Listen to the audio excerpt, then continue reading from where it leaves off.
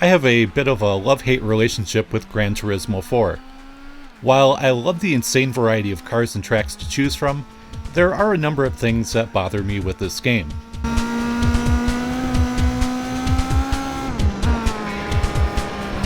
The game progresses in the typical fashion that you're used to from previous entries in the series. You purchase a vehicle, win some money from races, and use that to upgrade your car, etc. Other than an increase in the amount of cars and tracks, not much has changed here. Before participating in any races, you must complete a bunch of license tests. People have been complaining about these ever since the first game. You would think Polyphony would have gotten the message by this point and ease up on them, but they ended up going the opposite direction and added even more. And some of them are just plain obnoxious, like the one-lap Nürburgring test. Don't get me wrong, it's a great track, but nothing is more frustrating than driving perfectly for 5 minutes, only to have the whole test wasted because you made a mistake.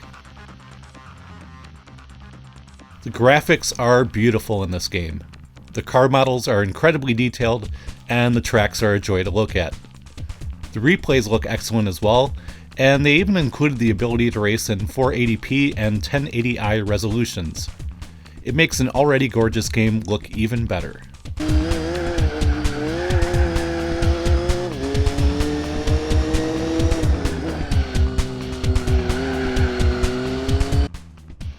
This series has always been known for its excellent track design, and this game is no exception.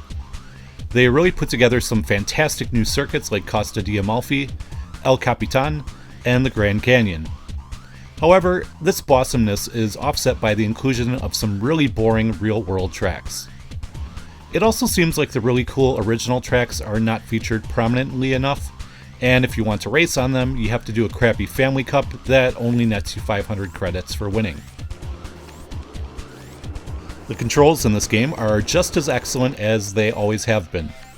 Actually, they may be a little better because they use the DualShock 2's pressure-sensitive buttons. It can take a little getting used to, but works pretty well once you get the hang of it. As I mentioned earlier in the video, there is a huge assortment of vehicles to choose from.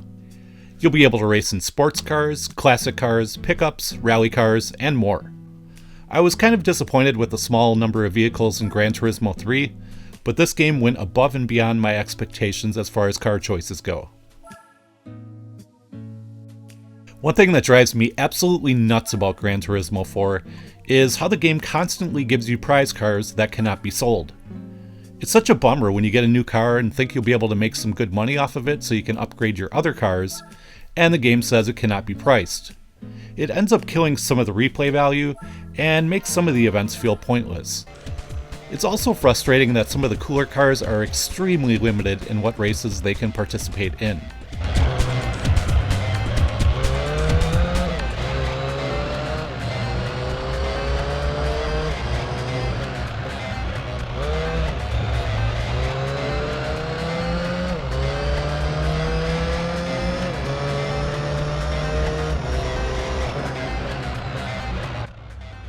Another thing that's irritating is the addition of tire wear. While it makes sense in an endurance race, it really shouldn't be included in these shorter races. Or better yet, you should have the option to turn it off. They really took the realism just a tad too far in this one.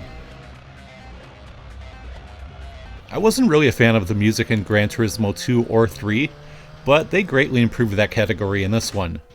There are tons of songs to choose from.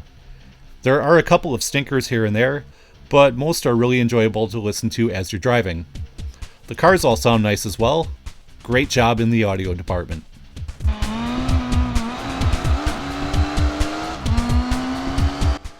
This is a massive game that most likely will take you a long time to beat. Even after finishing all the events, you'll still have plenty of cars that you'll want to try out and upgrade. While not everything in the sequel was perfect, it's still an excellent racing sim that will provide you with many, many hours of entertainment. It's also dirt cheap nowadays, and unlike later games in the series, there are no 1GB updates to download. Definitely worth picking up for the PlayStation 2. And that will do it for this one. As always, I want to thank you guys very much for watching, and I will see you next time.